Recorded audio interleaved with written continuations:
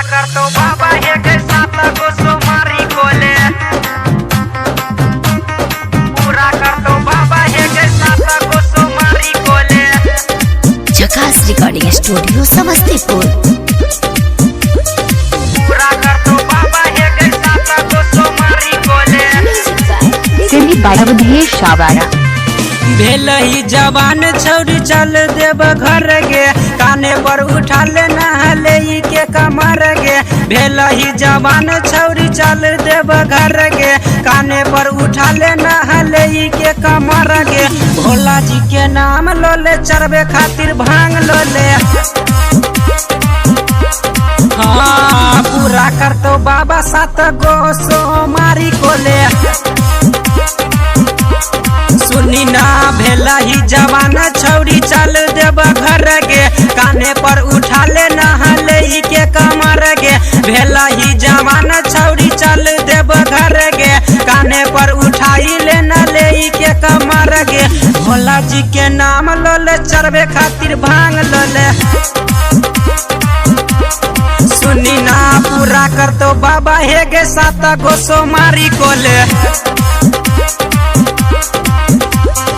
भोला जी के नाम लो ले, चरबे खातिर भांग लो ले। झकास रिकॉर्डिंग स्टूडियो समस्तीपुर।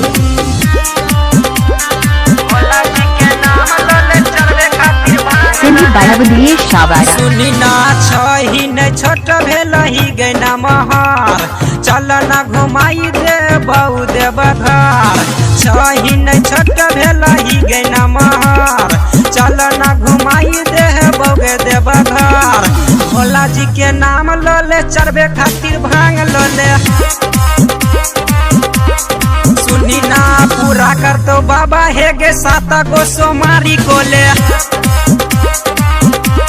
सुनी ना भेला ही जवान छौरी चल देव घर, काने पर उठाई ले न ले के कमर।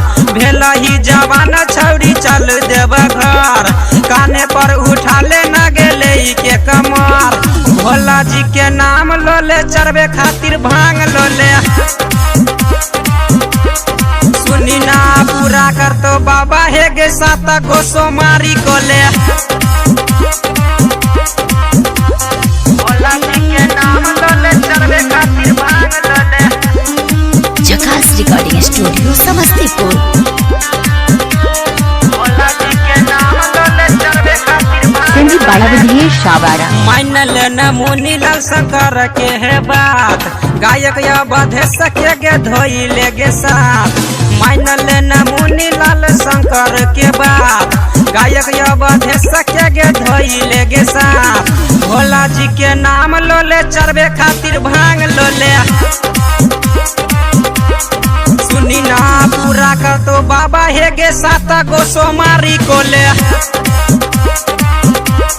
सुनी ना भेला ही जवान छौरी चल देव घर गे, काने पर उठा ले नहलो के कमर गे।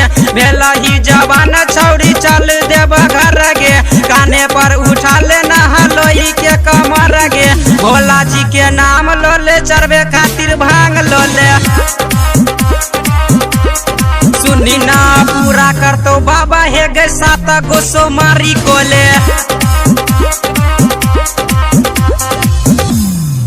झकास रिकॉर्डिंग स्टूडियो समस्तीपुर।